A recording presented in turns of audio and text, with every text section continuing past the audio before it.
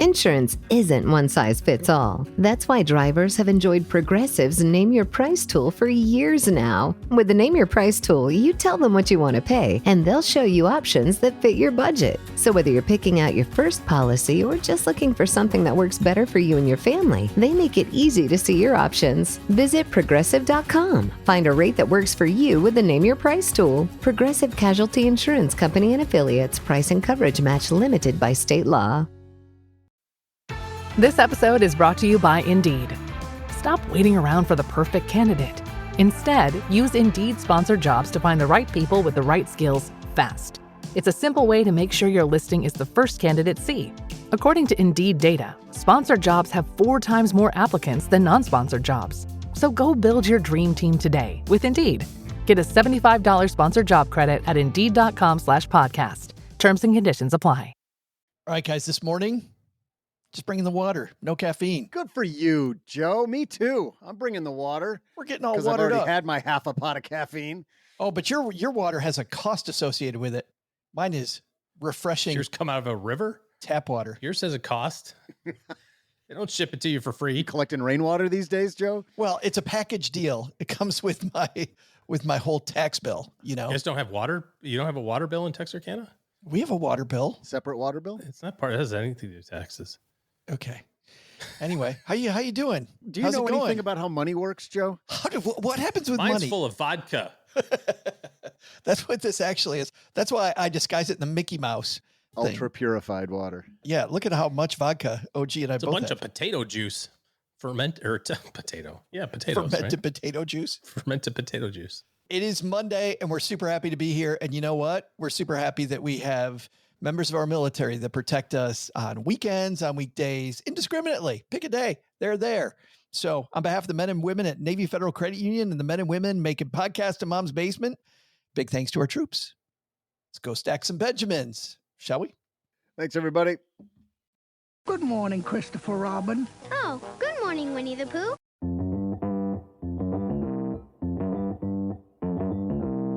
Live from Joe's mom's basement, it's the Stacking Benjamin Show.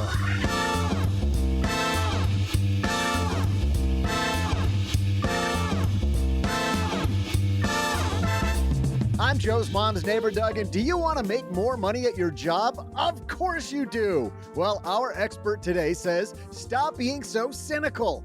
Here to give hope to cynics and more money from your job, we welcome Stanford psychologist Dr. Jamil Zaki. Plus, in our headline, feeling cynical about the deal you might score on a new-to-you car? We'll help you navigate a better purchase with tips from a major publication. Plus, our own.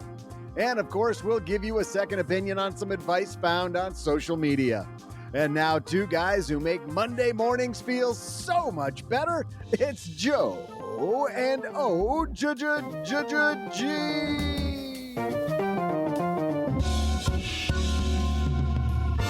Hey there, stackers, and a happy top of the morning to you, or afternoon, or top of the evening, whenever you're listening to this. The day. I am Joe Salcy High, Average Joe Money on Twitter, and the guy across the card table, all stretched out and ready to go, Mr. OG, is here with us. How are you, man?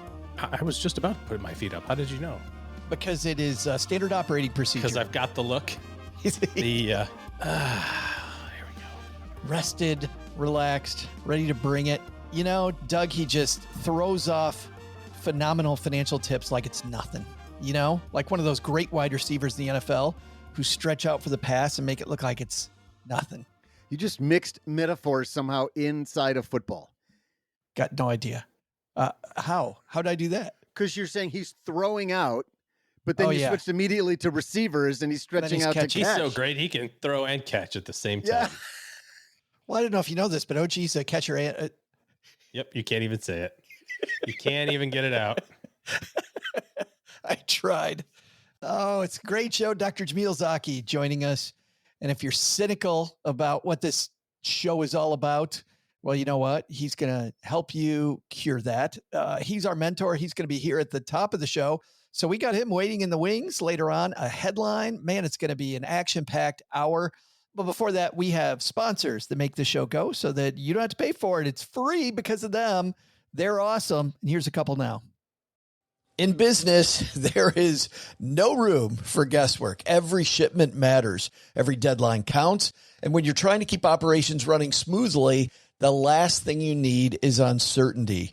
That's why reliability is at the core of USPS Ground Advantage. From the moment your package is first scanned in, it moves through a secure nationwide network, aiding in a timely and accurate delivery. You get near real-time tracking so you can keep up with your shipments. And with affordable upfront pricing, there are no hidden fees or surprise surcharges to throw off your cost sheets. It all adds up to predictable deliveries you can depend on, because knowing your logistics are handled lets you focus on everything else, your customers, your team, and the future you're building. Visit USPS.com/Ground Advantage to start shipping with confidence. USPS Ground Advantage. We mean business. Dell PCs with Intel Inside are built for the moments you plan and the ones you don't. They're for those all-night study sessions, the moment you're working from a cafe and realize every outlet's taken, the times you're deep in your flow and can't be interrupted by an auto update. That's why Dell builds tech that adapts to you. Built with long-lasting batteries so you're not scrambling for an outlet, and built-in intelligence that makes updates around your schedule, not in the middle of it. Find technology built for the way you work at Dell.com/Dell PCs. Built for you. Dr. Jamil Zaki is not only a Stanford professor, he's one of the top TED Talks. You have heard this guy speak about the power of optimism, of empathy. He runs the Stanford lab on why do we get so cynical about stuff? He's on his way down to the card table now. Let's say hello to Dr. Jamil Zaki.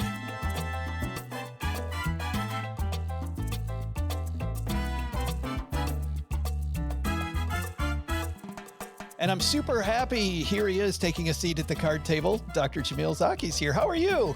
I'm well, thrilled to be here. Well, I'm super happy that you're here with us. And it was also a little reassuring that the guy who studies hope, the guy who studies having more empathy, you struggle with this yourself. I've struggled with it my entire life. And I think that there's this stereotype that psychologists who study something or talk about something are always good at it. And that's just not true. I know it's not true for me. I've studied, as you said, empathy and kindness for 20 years, and that's made me sort of an unofficial ambassador for humanity's positive qualities. People bring me in to talk or write for them so they can feel good about each other and about our species. But this entire time, I privately struggle with cynicism. It's sometimes hard for me to trust people or to believe in them. And I thought, wow, this is really ironic. I might as well explore why and see what we can do about it. But it feels like, a time when it's easy, though, Jamil, to be cynical. I mean, you turn on the news, you turn on social media, you go out. I mean, cynicism seems to be the smart thing. I think a lot of people think. Yeah, well, there's two things in what you're saying that I want to respond to. First, you're right. It's a time of great cynicism right now.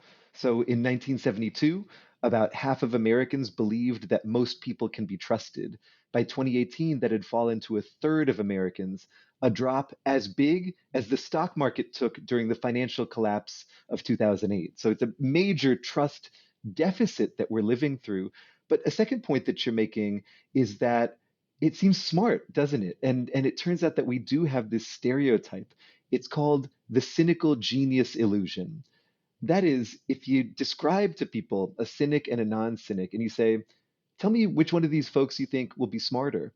70% of people think a cynic is smarter than a non-cynic. 85% of people think that cynics will be socially smart, like better able to tell who's lying and who's telling the truth.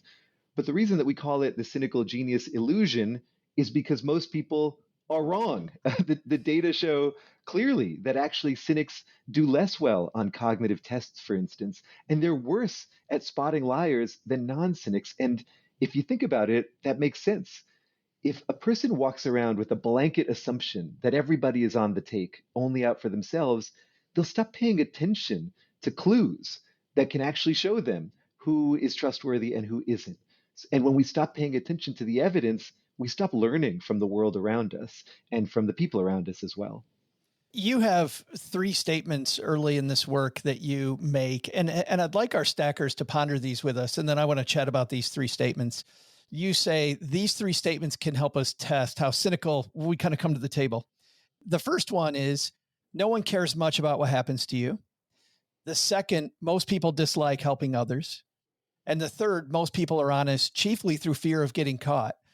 And it's funny, as I go through the three of those, I think about me when I was younger and I think about me now. And I feel like I'm becoming more cynical because early in my life, I would have been probably wouldn't have believed any of the three of these. And now I think, yeah, nobody really cares that much about what happens to me. And people like helping others, but I'm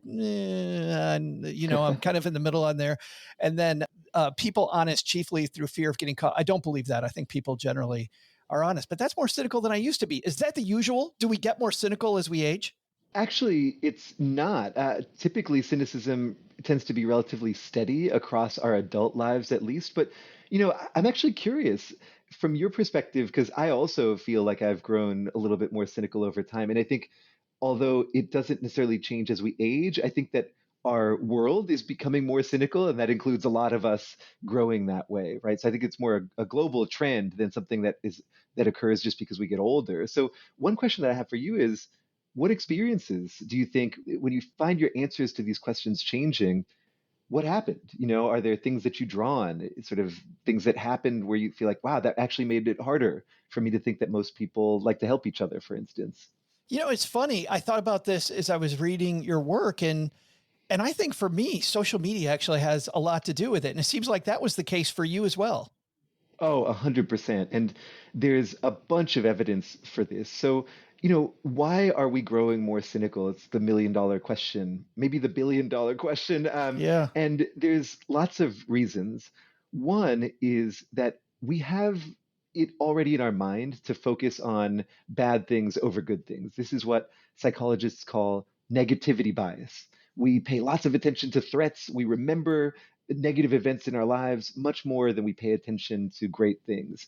And you can see why that would make sense almost from a survival perspective, right? It's safe to ignore a sunset, but not a tsunami, right? So we are tuned in this way.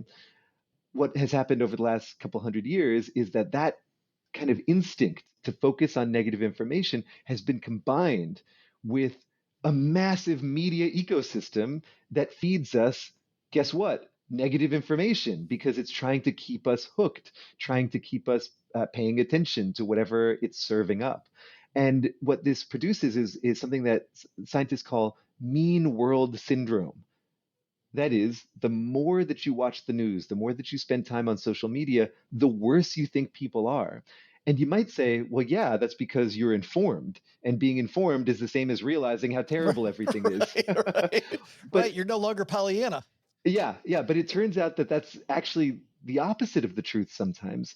One example is that people who watch lots of news, and especially cable news, think that crime is on the rise, violent crime especially. They feel like they're in danger because if it bleeds, it leads.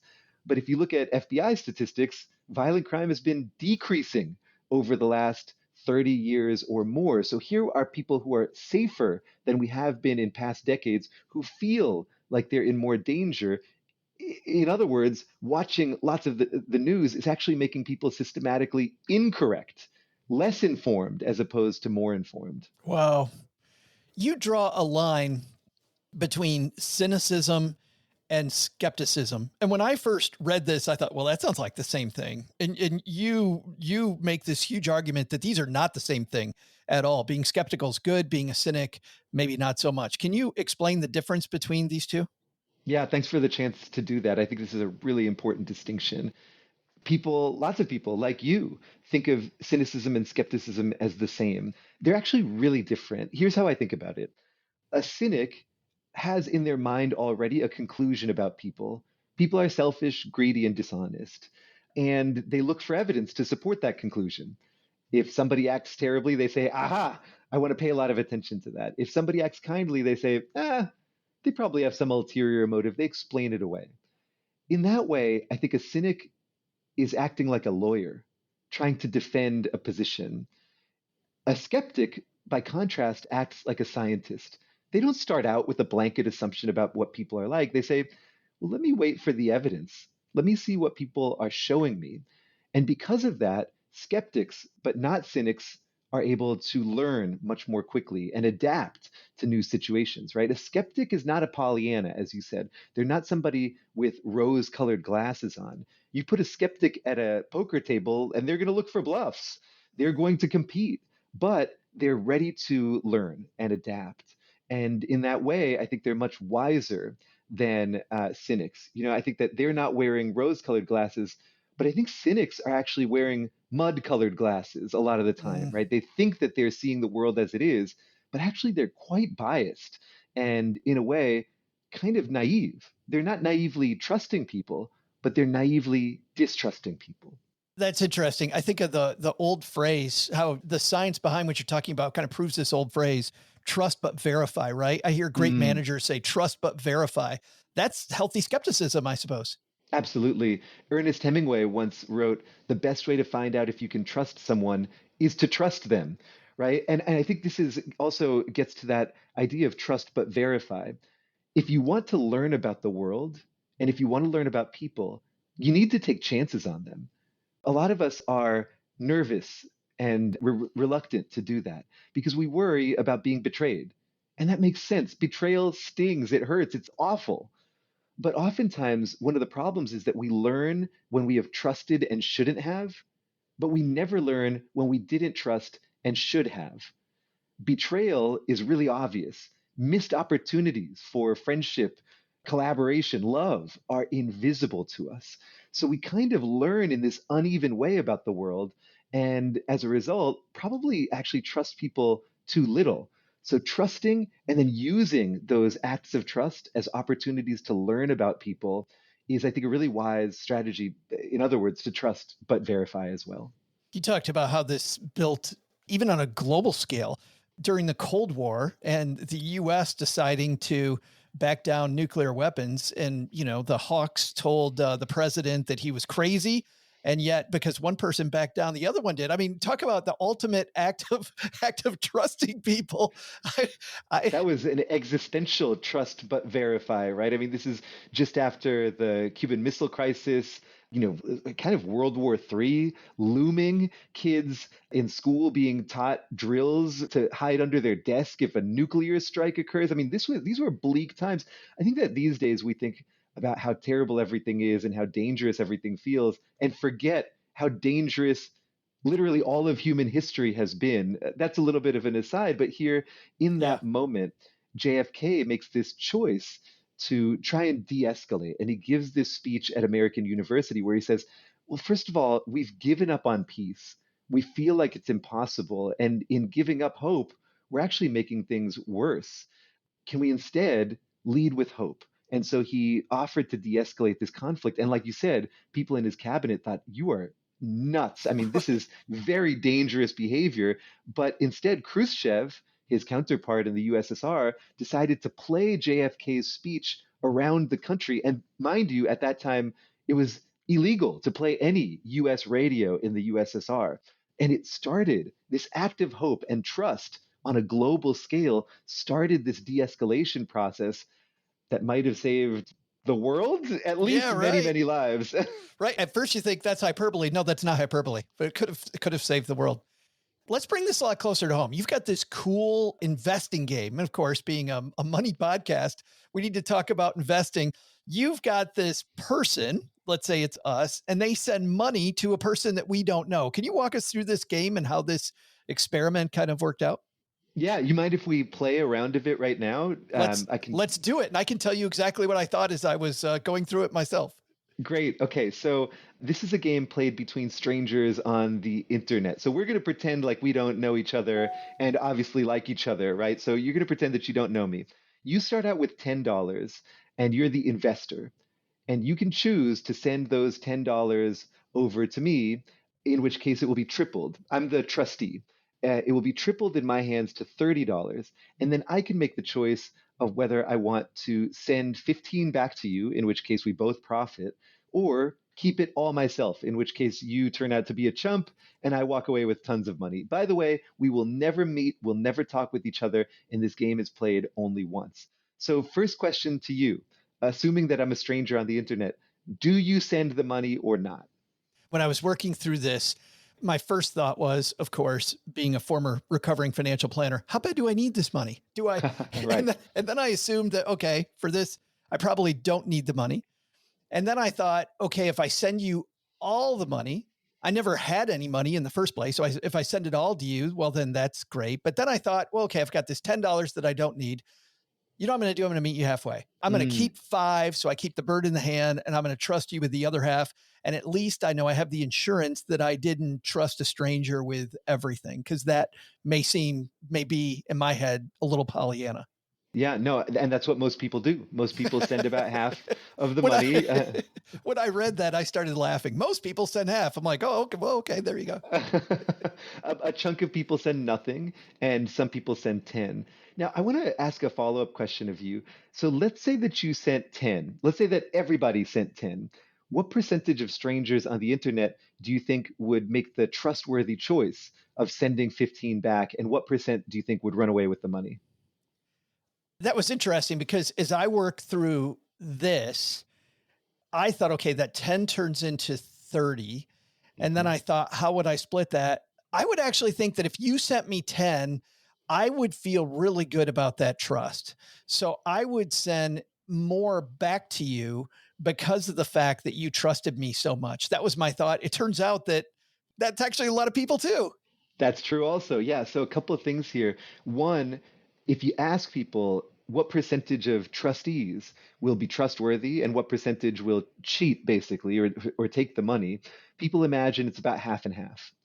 If you actually send a bunch of trustees $10, have it tripled, and say, do you want to send back half or nothing?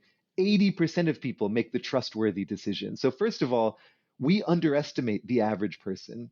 That's not to say that there aren't cheaters out there. Of course there are. But most people are not like that, more than we realize. But second, and I think you make an excellent point here, it's not just that we learn about people when we trust them, we also change people when we trust them because trust, being trusted, feels great. And it doesn't just feel good, it establishes a relationship. It makes me think, wow, this person is on my side. I kind of want to be on their side too. I want to reciprocate. And this is what economists call earned trust. That in this game, the more that you send to another person, the more they send back to you, not just in terms of dollars, but in terms of percentage. So, in other words, the return on investment of added trust is massive. And the more that you trust, the more that you get back. It pays dividends, in essence, to trust others. So, two messages here. One, we're probably not trusting enough in a lot of our interactions. And two, the more that we trust, the better that those decisions become. So how do we start to work out of this trap of becoming more and more cynical? You said earlier, the world's becoming more cynical. I feel more cynical, as I mentioned earlier. How do we start to work our way out? When I work on my own cynicism, I found that a few different things work super well. The first is to challenge my own cynical thinking. I call this being skeptical of cynicism, right? I mean, oftentimes I find myself mistrusting somebody who I barely have met. And I think to myself, wait a minute, Zaki, where is this coming from? Yeah, it might be an instinct to protect myself, and that's fine. That's a natural instinct, but that doesn't mean I have to believe it, right? So I challenge myself. Let's say, if you were defending this prediction that this person is untrustworthy as a scientist, what evidence would you have? And oftentimes the answer is you'd have none. I have no evidence for this. I'm just acting on instinct. And if that's true, I say, well, why don't you collect some more data? So I go from thinking differently to acting differently. I call this taking leaps of faith on people. And again, I'm not saying that you have to put yourself in danger or give your bank information to a prince who's going to wire you $14 million or anything like that, right? It's more taking calculated small risks that can grow over time. These are ways to learn about people, but they're also ways of putting a brick in the wall of in the structure of a growing relationship, right? Contributing to a connection between you and another person. And when people act in trustworthy ways in response to my leaps of faith, I try to really pay attention to that. I say, here's some new evidence. make sure that you internalize that you're learning from this experience. And then the last thing that I try to do that maybe might be helpful to your listeners is to share differently. I think oftentimes it's not just that our thoughts are cynical, it's that our words are cynical. We tend to go around giving one-star Yelp reviews to life and everybody around us, right? We talk more about cheaters than we do about cooperators. We talk more about people who harm than those who help. First of all, that makes other people cynical, so we might want to stop doing it anyways. But second, when we try to engage in what I call positive gossip, sharing the good things that we see other people doing, it also makes us notice those good things a little bit more often and a little bit more powerfully. So a habit of speech can become a habit of mind. I actually had a experience just this last week that brings this home. Of course, for what I do, I spend way too much time on social media because it's part of my work here. And locally here in Texarkana, Texas, Dr. Zaki, we've got this Texarkana Cheers and Jeers, where people jump onto this forum and they either cheer some entity in town or somebody in town, or they jeer that person in town. And there's a brand new ice cream place called Andy's that opened up. I'm a little ashamed to say I go there way more often than I should. It is delightful ice cream, but not very helpful for my staying in shape goals. Somebody had a jeers to Andy's last week and said, I go there all the time. I've gone over and over and over. And on this one particular day, I got this horrible service. Another person, there were a lot of people that were, jumping on and as social media does. And I thought, wow, Andy's is really messing up. And this one person, this wonderful person, some guy, I still remember his name. His name was Ben. Ben comes on and says, wait a minute. What you said was that Andy's over and over and over has delighted you. Yep. Over and over and over and over and over. And this one time they didn't delight you. Like, why focus on this one time versus focus on this whole other thing? It feels like that's kind of what you're talking about. And this is what our media system does as well. Horrible murder occurs is a headline story. Murder rate down over a 3-decade span is not a story. Plane crashes is a story. 60,000 planes land without crashing is not a story, right? And would that be a great Tuesday news, by the way? Hey, in news today, 60,000 planes landed, nobody died. I mean, that would be a great story. It would be and it would be great in that it feels good, but it would also be great in that it's very informative. And this is what I guess I'm getting at, right? It's not just that being hopeful feels nice or makes us happy. It does. And feeling cynical is terrible for our mental health, but it's also that it's more accurate, right? Our biases are negative. So to overcome those biases, to be more accurate, to pay closer attention is to discover how much positive stuff there is out there. And exactly to your point, Andy's has apparently served hundreds of people thousands of times very well. I think that we should be more open and ready to talk about those experiences and not just let them slide into our collective cognitive landfill, right? We should hold on to these memories and share them that, hey, this person was kind to me. This company is doing great. They're serving people really well. The more that we can try to balance out what we share, the more that we can have a balanced, accurate, and more hopeful public conversation. God, I love that phrase, cognitive landfill. That is word poetry. That's a great descriptor. You mentioned before we hit record that being a cynic can cost you dearly at work. It can cost your paycheck, can cost your relationship with people at work. Talk to me about cynicism and the workplace. Yeah, this is a huge topic. And oftentimes people tell me, they say, yeah, it's not fun being a cynic, but I have to because I have to compete. I got to win out there. I got to take people down. And what they're often referring to is professional success. And it turns out that they are not just wrong, they're the exact opposite of right. Research on thousands and thousands of people over a 10-year span found that people who are cynical tend to have less growth in their income over a 10-year period than people who are more trusting and open. So researchers ask, well, why would that be? It turns out that cynical people expect that workplaces are kind of hyper Darwinian battle royales where everybody has to fight and claw against everybody else to succeed, right? That you get to the top by climbing over or stepping on your colleagues. And so cynical people, as a result, try to basically win at work by being dominant. by beating other people, by outperforming people. Well, it turns out that's actually not a very good recipe for success because work, far more often than being about dominating and defeating our colleagues, is about being good colleagues with them, right? About cooperating and collaborating and sharing knowledge and perspective and doing things together that you can't do alone. So cynics, by thinking that they have to beat everybody to win, end up isolating themselves and not being part of projects and collaborations that actually allow people to rise through the ranks. I think about the art of war while you're speaking, and how, a lot of people have taken this ancient tome and they're like, oh, that shows that the business place is like war. But the most recognized line from that book is the best battle is the one you never fight, which is to your point. If we don't fight the battle at all, like we're gonna win. And yet we all go out there and we go in fighting every day to climb the ladder. I think is this analogy about climbing over other humans.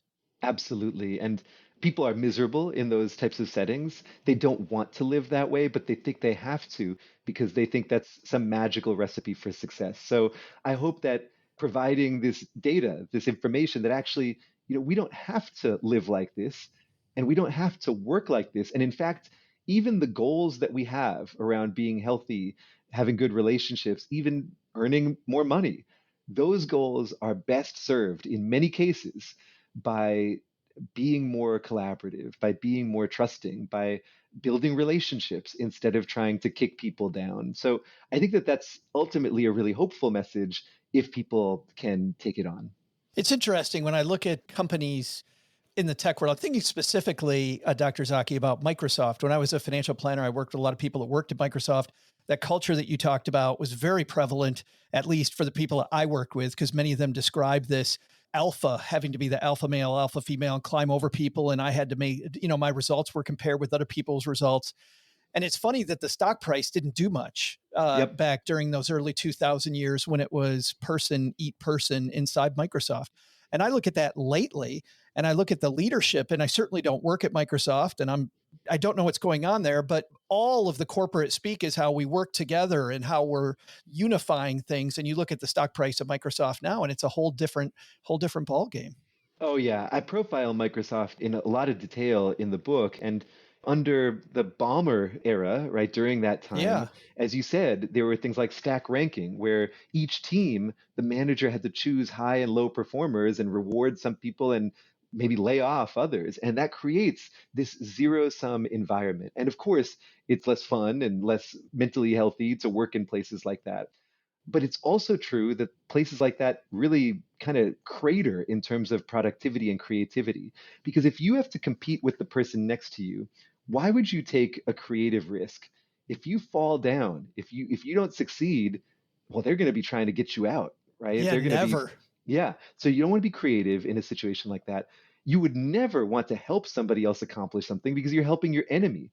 So things like creativity and collaboration, and of course, collaboration is where a lot of creativity and new ideas come from, goes away in those settings. So I think this is really important information, not just for people who work in companies, but people who lead teams and lead organizations. If you're choosing to lead a place that is zero sum, not only are people probably going to be unhappy and maybe leave your workplace, but you're going to lose out on all the advantages that come with good collaboration. And Microsoft under Satya Nadella really focused on collaboration and then reaped major rewards in terms of lots of creative new outputs, the investment in AI, of course, being central among them these days. This whole topic is not only right up my alley. I love the fact that, I love being hopeful. And I'm the person when I was younger, Jamil, that got called Pollyanna because I was so positive all the time. Well, you were called like what, Dr. McSmile or Smiley McSmile or Guy Smiley. Guy Smiley. Yeah, right. The book is called Hope for Cynics: The Surprising Science of Human Goodness. It comes out next Tuesday and people can pre-order it now. That's right. Everywhere books are sold.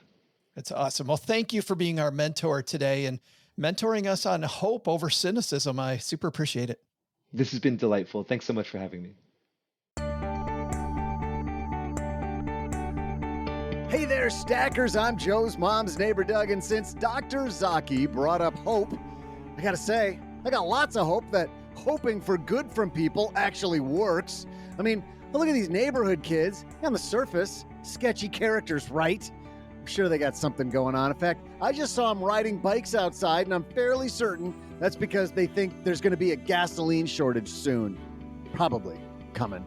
Anyway, let's get to today's trivia question. Hold on, let me just read this for a second. In 1895, the first electric power was generated by what? Niagara Falls? Are you kidding me? Power from water? How does that even happen? Everyone knows power comes from those ferrets on their little wheels in their underground tunnels. Have you read Jules Verne? What's next? Power from the wind? Or power from nuclear sources? Give me a break. Here's a question. Speaking of weird stuff you can barely believe, if you're smart like me anyways, what's a devastating event called that happens in the financial markets, which is very rare and nearly impossible to see coming? I'll be back with the answer right after I go set out more food for the aliens. It's weird how much aliens love cat food. There's gotta be a ton of them out there.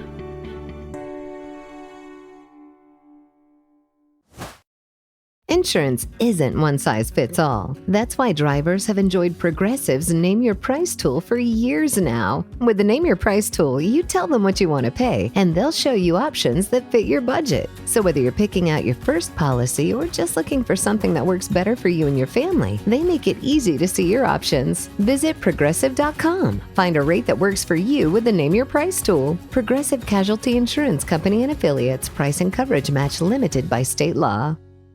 What would you do if your online store converted 36% more shoppers? You could take 36% more vacation. Another pina colada? Yes, please. Open a new retail location with 36% more square feet. Fantastic. Hire 36% more help. You're hired and you're hired. Shopify has the world's best converting checkout, up to 36% better than other e-commerce platforms. What you do with those extra sales is up to you. Switch to Shopify today at shopify.com/listen and get a $1 trial. Shopify.com/listen. Did you know Fast Growing Trees is America's largest and most trusted online nursery with thousands of trees and plants and over 2 million happy customers? Whether you're planting fruit trees, adding privacy, brightening things up with flowers, or bringing in houseplants, Fast Growing Trees has it all. Even better, they can help you find options that are right for your climate, your space, and lifestyle.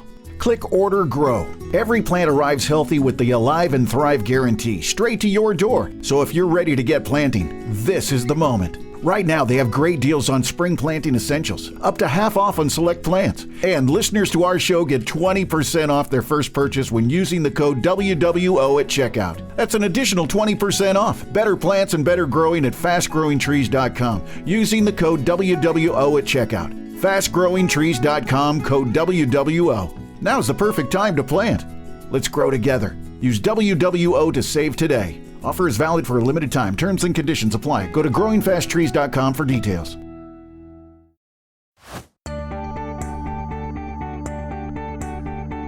Hey there, stackers. I'm Texarkana-based truth figure-outer and guy who's not buying what you're selling, Joe's mom's neighbor, Doug. Hydropower from Niagara Falls. Give me a break. Riddle me this, science nerds. If I can make electricity from water, why do they warn you not to take a bath with a toaster, huh? Although Joe's mom told me I should go ahead and check out that theory. Anywho, here's the answer to today's trivia question, which was this. What's a disastrous event in the financial markets called that is so rare it's nearly impossible to see coming, and it probably won't happen again? They call that a black swan event. And now, let's give some hope for more financial tips. And I don't know. I'm watching you guys closely. Here's Joe and OG. Big thanks to Jamil Zaki. And Doug, you might want to dig into the Encyclopedia Britannica Mom has upstairs for some tips. Old school. From 1974? Oh, yeah. None of those things are accurate anymore. And they weigh 7,000 pounds. Like, does any living room still have those besides Mom? Should I answer that? I thought I was talking to you. What the I was just sort of waiting for Josh to chime in. I was like, you guys are having a conversation. I'm texting. There's this long silence. I'm like, I'm replaying it back in my head going, I didn't hear an OG part in there. I don't know. I was also thinking, Joe, that as we were cleaning out some stuff in Birmingham, we have this bookshelf. The bottom two shelves are those National Geographic holders where when you got a monthly, you copy, put it right in the holder. You put it in, and then the back of it looks like a beautiful leather bound. It's like National Geographic, January through June of '96. Yeah, I've got like 4 or 5 years of those. But closest thing I've got to a National Geographic. You know why it's better than Encyclopedia Britannica? Nude pygmies. Big thanks to Dr. Jamil Zaki. I love the idea of trust but verify. Skepticism, OG wins every day. Yes. Going, knew it. Is that right? But cynicism, where you compare yourself to others and you're just cynical about stuff. It's amazing how often those people fall for every conspiracy theory and end up doing no homework, and they're the ones with the truth. And the more that you tell them that they're from outer space, they're like, nope, I know the truth and nobody else does. Gets super, super scary. Good stuff from Jamil Zaki. On that note, let's do, Doug, what you said and give people some hope about their financial future. Our headline today comes to us from Consumer Reports. How long has it been since we've done a Consumer Reports headline? Didn't know they were still in business. I was going to say. Yeah. Get a great deal on a pre-owned car. We haven't talked about buying cars lately on here, so I thought it was the perfect time to kind of dust off this topic because a lot of people out there in the market for a new-to-me car.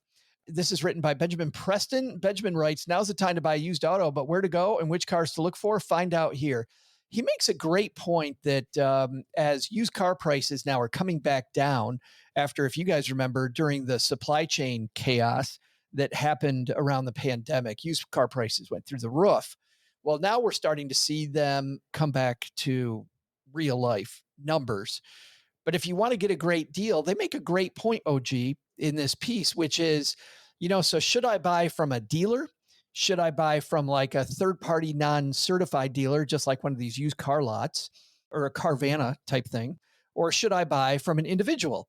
This piece goes over all three of those, but I think we all kind of have a bias of where we prefer to buy our car. Where do you prefer to buy yours? From people? Are you talking to me? Yeah. Where do I prefer to buy my cars from? Usually I have a nice little chat with the salesperson, pull out the catalog. I go, I want this interior with this paint scheme, these options. Unbelievable. And just ship it from Germany sometime in the next 6 months, and I'll pay full price because I don't really give a You buy your used car from a factory. It's got like 1 mile on it. It's so dirty. They have to clean it before they deliver it. I make them drive it in reverse before they give it to me. Put plastic on the seats. Get that mile off me. The last car that I bought was, actually I bought two. The two most recent cars. One was a private sale, actually from my brother. So that was a pretty easy transaction. And then after my son wrecked that one, a few months into the deal, we got him another one. And that was off the lot, kind of the used car place. We searched for it online and kind of found what we wanted. But what's really interesting with that is after you account for the out-of-pocket cost to pay cash and all of the costs associated with taking it into the shop and going, all right, this is a used car. I recognize that. I'm okay with the fact that it's used. So now we need to make some tune-ups, right? It has to get an oil change. It has to, look, the bearings are screwed up or, whatever. It would have been easier for me just to lease him a brand new Honda Civic for $250 a month for the next 3 years or 4 years. Like I would be out of pocket way less money. I mean, this was just 6-8 months ago.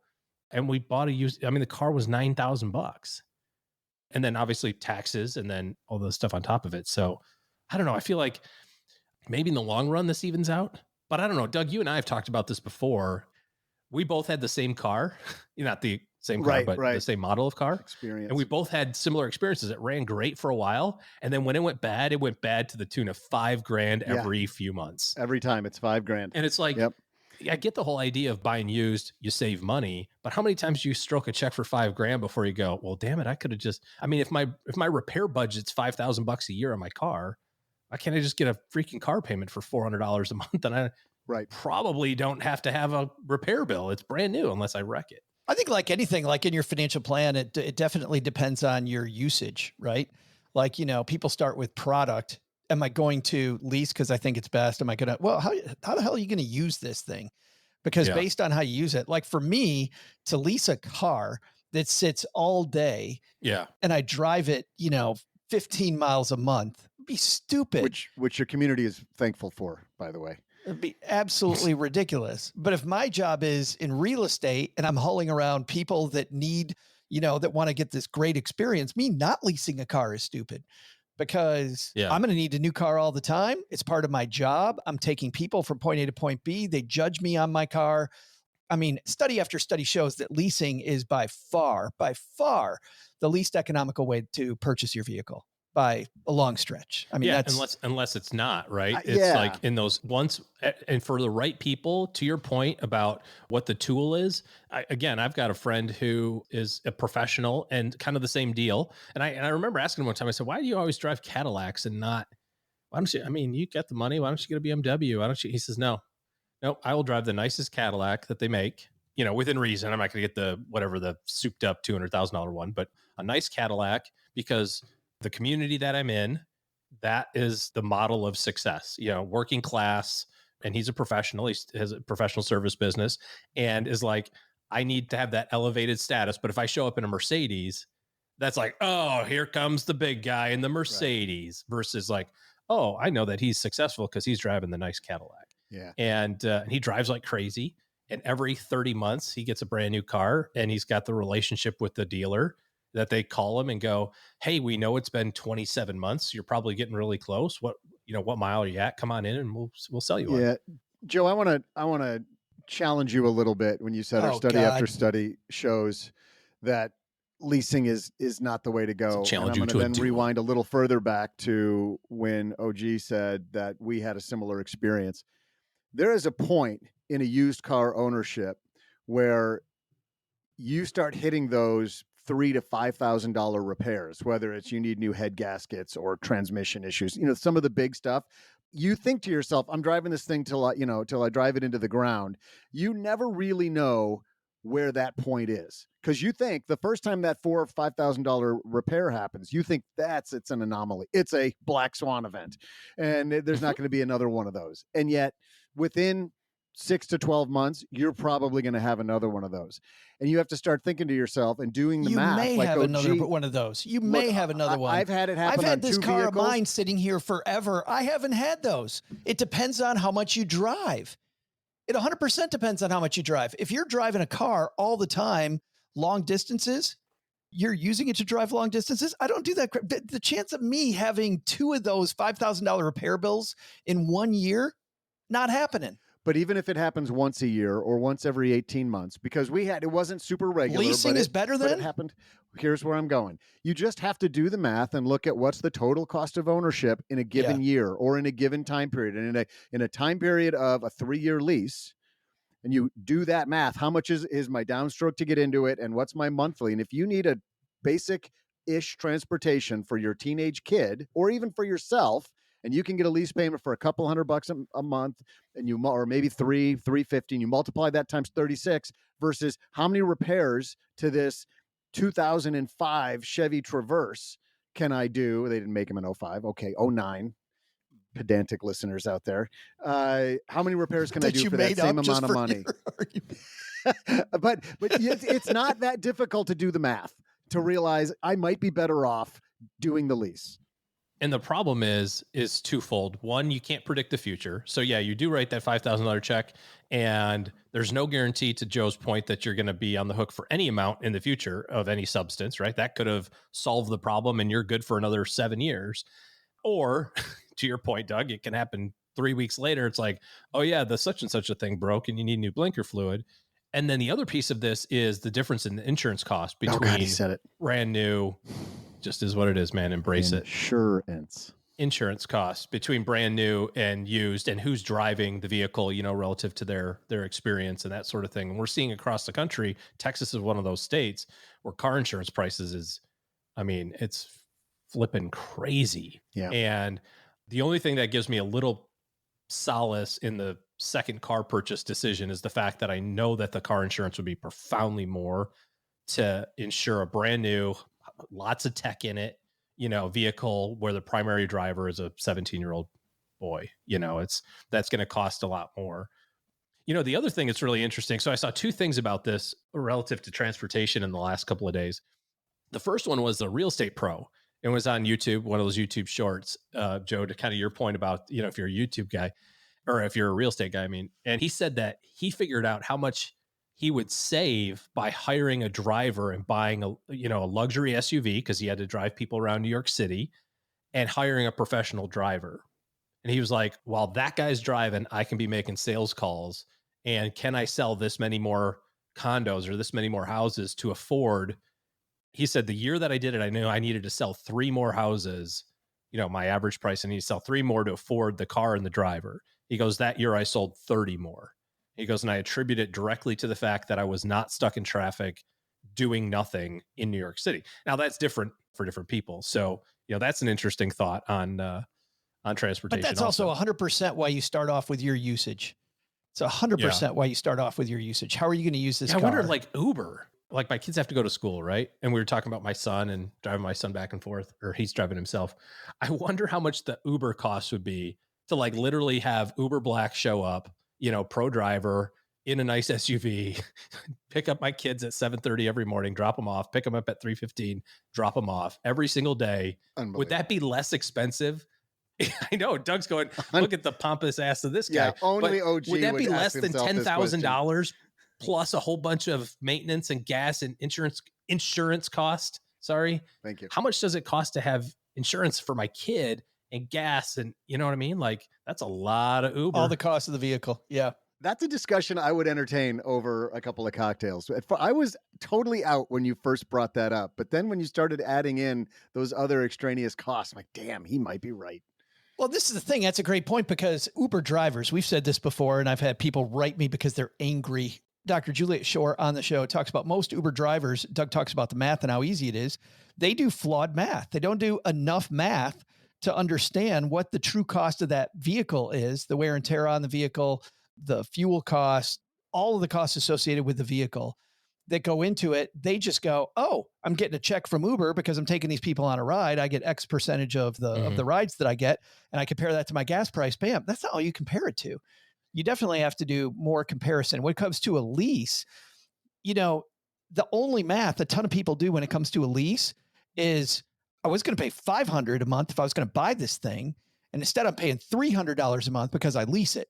And so that's much better. Well, there's no equity in the car. Now, equity in the car may not be a ton if you're going to, quote, drive it in the ground like Doug says, but there is equity in the car if you plan to sell it later, number one. Number two is the restrictions on mileage that you have that come with any lease that are going to tie you to either park it in the garage for a portion of that lease to make sure that they can resell it because they're looking to get resale on their end. I mean, the reason companies lease cars is because the math is stacked in their favor for them to lease a car to you. There's even more reasons why a lease doesn't make sense for a ton of people beyond mileage restrictions and equity. If your situation changes partway through and now you weren't going to drive, I mean, the average person we talked about a couple of weeks ago changes jobs every 4.2 years. Their usage is going to change. The contract clauses, restrictions that are on it, I don't know. I think you got to be much more careful about the math before going, you know what, lease is right for me. I've done both. The car that I own now, I bought outright and paying it on payments and nice low interest rate of 0.9 way back when. So, I'm happy with that. The car that I had before I leased, and about 6 months into it, I was like, I'm so glad I'm leasing this car because I freaking hate it. And I cannot wait to get rid of it. It was That's 30-month lease. I mean, truly, the upside is you are going to have a new car every 3 years. Yes. Yep. And that's the upside. I cannot wait to get rid of this thing. It was just not what I wanted it to be. So I was just so thankful that I did it at that time. Yeah. Working in Detroit, where there's a lot of car people that love a new car. I mean, they are car people. Yeah. And they understand that, you know what? It's not a financial move. It's a lifestyle move. It's what I want to do. I want a new car every 3 years. I'm in the car industry. I'm in Detroit, Michigan. I love my car. Yeah. Okay. Well, then it's a cost of doing the thing that you love. By the way, I just did the math, OG. $8,400 a year minimum for you to shuttle from your house to kids' school and back. Did you price that out on Uber? How did you get that? I priced it out on Uber. How do you know where I live and where my kids go to school? Creep. I have ways. I have moles. Okay, weirdo. Just a cool hundo to get that done. Is that your panel van? But you know what? The freaking car insurance is $12,000 for our 3 cars. I don't know how much of that is attributed to Alex, but yeah, I bet it's pretty close. I bet especially this year where we had a lot of out-of-pocket costs associated with the thing, with the car. Let's quickly go through used cars because that's what we promised people at the top of this segment.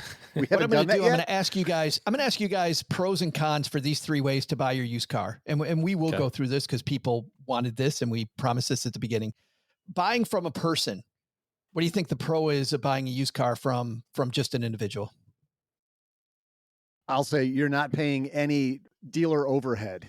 100%, Doug. Even better than that, probably they haven't priced out the market either. You're more likely to find the lowest price if you go through an individual. Some individuals are going to love their car and think that it's the best thing, but if you do enough homework, you are going to probably score the lowest price vehicle, especially if it's an older, high mileage vehicle.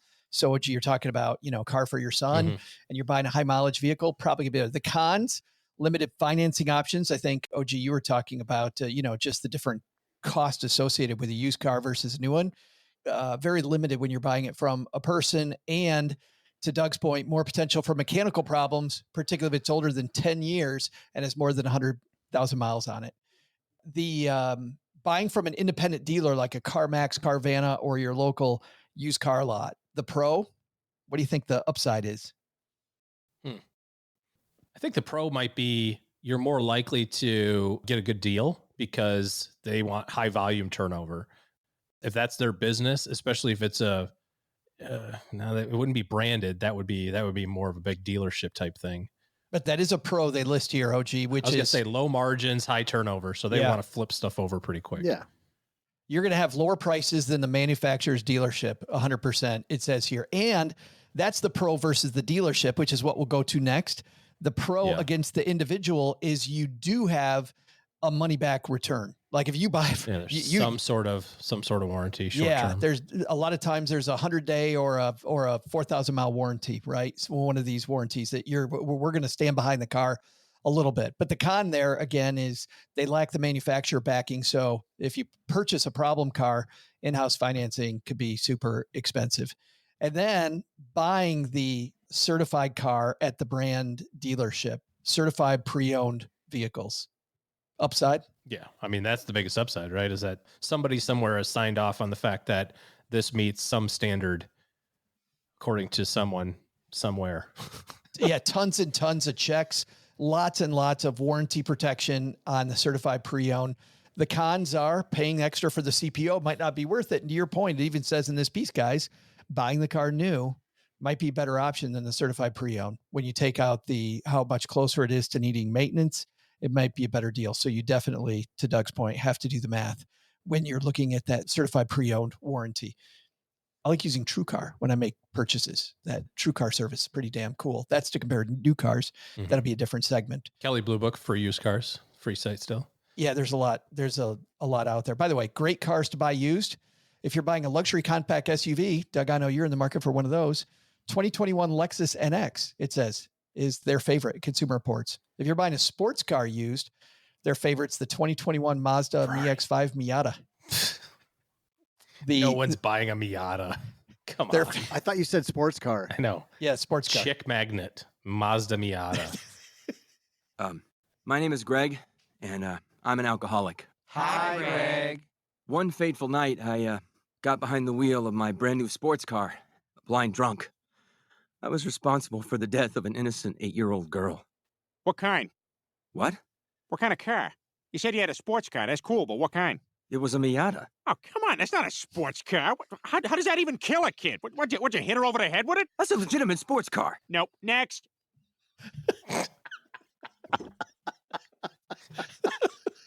Did you hit her over the head?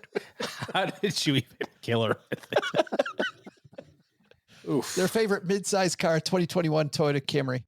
And then if you're going to get it certified pre-owned, their favorite midsize car is They don't have one. It's all luxury. Their favorite certified that market, mid-size cars dead. There's nothing there left anymore. Right. That's right. Their favorite certified pre-owned Malibu from 2012. luxury compact SUV is the 2021 Porsche Macan, Macan, I think. Yeah, I don't know. Or Mercedes-Benz Macan, E-Class. Yeah. When I'm going certified pre-owned, I'm going with the Mercedes E-Class. That's one of the other, we didn't dive into it too much, but a little bit. But that is one of the benefits of going to a manufacturer's dealership is that to get a CPO, you know that car's been gone over many times by people who know those parts and know, oh, those bushings are starting to wear. We better repair those. So that's you're going to pay more for a CPO, but that is an upside. What I love about this segment, guys, is that while you'll see in online forums all the time that, you know what, buy used all the time, and that's clearly the winner, you guys definitely brought it today with maybe not. Maybe not. It is time for us to dig into some of the fantastic stuff that we have seen on the internet, which always has phenomenal financial advice. I was at a site, and I'm not going to tell you what it is to protect the guilty. And I'm in a internet forum, and someone named Dana asks, what are your thoughts on getting a revocable trust? We had Tim Semro on last week, talked about this topic. So I'm like, oh, this is cool. We just addressed this. And the person asked pros and cons. Ann writes, for goodness sake, please do not make a family member the trustee. Appoint a professional licensed fiduciary to do the job. My mom appointed my brother as her trustee, and 3.5 years after death, I'm still fighting him in court, trying to make him do his job as a trustee. I've spent more money on attorney fees than my parents spent to send me to college. So please, please, please do not appoint a family member as a trustee. I see many posts here about family members battling other family members in court over trust. I thought, guys, this would be a great, great post to give Dana a second opinion. OG, do you like that? OG, why don't you give her a second opinion? Oh, that's so corny. So great. By corny, you mean great? Yeah, those words are synonymous, for sure. Second opinion about a revocable trust, but not leaving a kid. Why don't you just make sure your revocable trust has language in it that says if you argue with the trustee, you don't get anything? How about that? Well, wait a minute. But the trustee's not following the trust. And this woman's... Well, according to Ann, yeah. But maybe Ann just doesn't like what mom and dad wrote down in the trust. That's the problem. There's always going to be some unhappy campers anytime there's money involved. I remember when my grandparents died, both sets of them on both sides of the family, there were literally two things that I thought, like somebody asked, hey, is there anything from grandma, that, and I said, oh, I'd like that. Like if I'm getting asked, right, I'm a grandkid. There's a lot of them. I'll take this if it's available. Oh no, Aunt So-and-who's took all those. I'm like, okay. I mean, it's like all this stuff. Like I've never seen a situation that's gone smoothly. Have you? Have you seen any sort of situation where someone passed away and all the money got distributed the way it was supposed to? Nobody bellyached about anything. All the property and everything was just like, all was well. I'd say 7 times out of 10, somebody's complaining. Somebody's mad about something. I mean, how many stories do we have about Aretha Franklin going, well, no, this is my latest. I mean, there's always somebody that's got a different angle for whatever reason. And when it comes to money, especially any sizable amounts of it, it changes how you think about stuff. This is what frustrated me, OG, about Ann's point. The number of times I've seen a whole family have to go to court against a third-party trustee is even freaking worse. Like it is worse. Like I've seen these independent third-party trustees just. Ugh. Yeah, there was a huge story in Dallas, and I think it was the widow of like an American Airlines CEO a long time ago. Or something. It was some sort of very, very, very large estate that basically, I don't remember all the details, but the article was so well written. It was in Texas Monthly some years ago, but basically the story was the trustees were Chase Bank, and they had 3 trustees, and this is hundreds of millions of dollars of an estate. They basically conspired, the 3 trustees at, corporate trustees at Chase conspired to make sure that mom and the kids always fought. That was they basically were like, if we can keep these guys fighting, we get to keep the money and collect our fees on this money. Because as soon as they stop fighting and we distribute it all, there's no guarantee that money stays here. And so it lasted for like 15 years until finally one of the kids was like, wait a second, what's going on here? And pieced it all together and then got all the correspondence and filed a lawsuit. All the family basically teamed up and said, we're not dealing with this anymore. We're going to take our own third party to kind of go after Chase on this. And they uncovered this whole conspiracy. Finally got it together as a family. Yeah. I mean, it was awful. Yeah. The downside of the personal trustee being a family member is basically like she said, there's no guarantee that person has any experience with money, no guarantee that person has any interest in doing the job, that they'll do it well. There's a lot of opportunities there. A different solution there would be to make it a team of 3. So you only need 2 votes. So that could work. The downside of a corporate trustee is that everything is going to be followed letter of the law. And if there is no solution to letter of the, in the trust, then they have to go to court to figure it out. Guess who pays the bill when the trustees have to go to court to get clarification? The trust does. They don't pay the bill. They don't care, and it's not free to have a corporate trustee. There's pretty healthy fees associated with corporate trusts, corporate trustees, way more. You want to get fee people talking. Good Lord, go find out how much it costs to have your corporate trust or a corporate trustee of your trust. You think Vanguard hosed you on going from 0.03 to 0.04.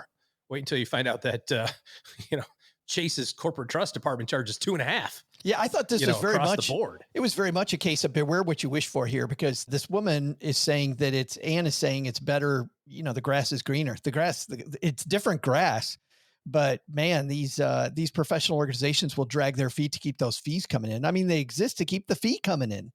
That's why they exist. Yeah, 100%. And there's no right way. What we have in our trust, we have 2 members of our family plus an independent third-party trustee. That's the law firm that wrote the trust. Yeah. So it doesn't have to be a person. You can make it, in this case, the law firm. So the law firm's not in charge. The law firm is meant to break ties. And they're not going to break ties based on, I kind of side with Bill on this one, or I kind of side with Ann on this one. No. They're there to interpret what the document says and say, here's our legal opinion of what should happen next. And therefore, we're with Bill on this. Because they're on the hook, right? Love that. Yeah. If they don't do it, then Anne does have a legal case to come back and go, hey, this is what the document says. So it can't just be one person who holds it up in our case. And I think that's the best of the worst situation, so to speak. And if the law firm has to get involved, guess what happens? They bill the trust. And guess who doesn't like the trust getting billed? The people who are the trustees, because guess what? That means they have less money in the trust. Yeah, the beneficiaries don't like it either. Right? Yeah, well, and a lot of times the beneficiaries of the trust are sometimes also trustees. Sure. But you get the idea, right? There's a built-in incentive structure of we've got 2 of us to agree. We just have to read the document. And we might not agree with what mom and dad decided to do here, but it's what they decided. And we just have to do what the document says. It's a different thing in her case if her brother's not doing anything. That's frustrating. Yeah, I think this goes back to the discussion that we had with Tim. You got to find the right person. You have to find the right person, because in the 2 cases in my family where this happened, it was pure. It was just not the right person. There were people that wanted to try to make everybody happy versus do what it says in the document. All you have to do is do what it says. You've one job. Do what it says in the document. Instead, listen to too many people. Took on way too much stuff. One of the family 2 people drama. Just knew nothing about finance at all. And so she was just struggling with the basic construct of what's my job. If she would have had the law firm to help her, that would have been better for everybody. Would have saved everybody time and energy and been much better. Where I see a lot of problems happen over my career, it's where the distribution schedule is not the way that the beneficiary wants it to be. And they blame that on the trustee. And there's quite often a very good reason why mom and dad, or grandma and grandpa made the distribution schedule the way that they did. They didn't say, hey, here's all the money. What's funny is that the beneficiary's like, well, I need this. And then the trustee is the one who decides whether or not that's legit. And it's like, well, no, there's no provision for Lamborghini in your, mom and dad didn't give you money for that. They gave you money for healthcare expenses and to go to college. What? New stereo equipment. And then they get mad. They're like, well, no, mom wanted me to have this money. She said, or whatever. and they get mad at the trustee. To your point, the trustee's should be pretty agnostic, right? It's like, it says right here, subchapter 6, health, education, maintenance, and support. Those are the options. Where do I put Lamborghini in those categories? I'm not going to jail because you bought a Lamborghini with mom and dad's money. We played a clip last Wednesday. People need to go back. If you're interested in this topic, go back and listen to the entire episode with Tim Summerall. But we played a clip from Always Sunny in Philadelphia. They're all yelling at the attorney, and the attorney keeps saying, I'm reading somebody else's words. Don't get mad at me. Don't get mad at me. Yeah. I'm just happy that there's an estate plan there, because the alternative is taxes or penalties or the court getting involved. May not be the way that she wants it to happen, but there's remedies for that as well. If you've got a question, better place than going to an online forum and getting 81 answers to your questions, all of which make you more confused. Just stackingbenjamins.com/voicemail. Get one right one by coming here. And we will give you a second opinion. It's awesome. Doug, very quick back porch. We got anything today? Other than me cracking a beer, I think probably time to say last call for Minnesota, right? For your gig at the stand-up comedy club in Minnesota? Well, not stand-up comedy club. You could hang out and have a beer with me, though, and maybe we'll crack a few jokes. But in 3 days, I will be in Minneapolis in a town called Stillwater, just south of Minneapolis at Red Siren. Come join me, my son, Nick, a bunch of stackers and people that are interested in the fire movement, because we're headed to Camp 5 the next day. So lots of us getting together in Minneapolis. If you're going to be in the area, stackingbenjamins.com/meetup. stackingbenjamins.com/meetup. Yeah, give us a date and time real quick in case people aren't listening on the day this gets put Yes, it'll be out. Thursday, August 29th, 1994. No, 2020. Oh, crap. 2024 and 6:30. River Siren in Stillwater, Minnesota. Come join us. I think that's it, Doug. Looking at the time, we probably got to get us some credits. What's cooking? What should we have learned on today's episode? Time to wrap it up. First, take some advice from Dr. Zaki. Rather than compare yourself to others and become cynical, chart your own path and trust that people generally want to be the best. With some healthy skepticism, of course. Second, buying a used car, understand the strengths and weaknesses of who you're buying from so you make the best purchase possible. While individual buyers may save you some Benjamins up front, buying certified pre-owned cars may mean less maintenance down the road. But the big lesson? Turns out that back in American history, pioneers used water to turn the wheels at mills all over. Water even powered boats.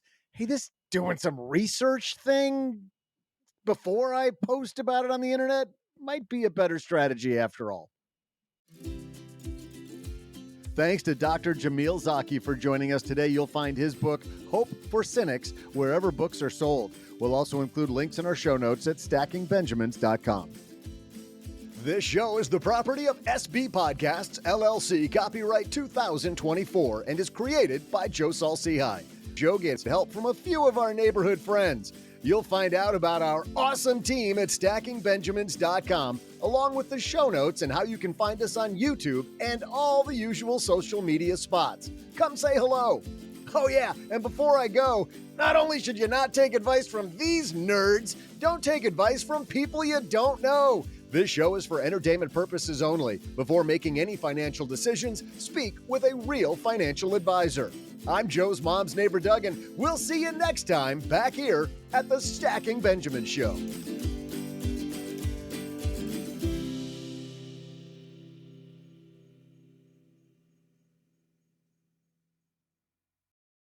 What are you still doing here? The show is over. Go home.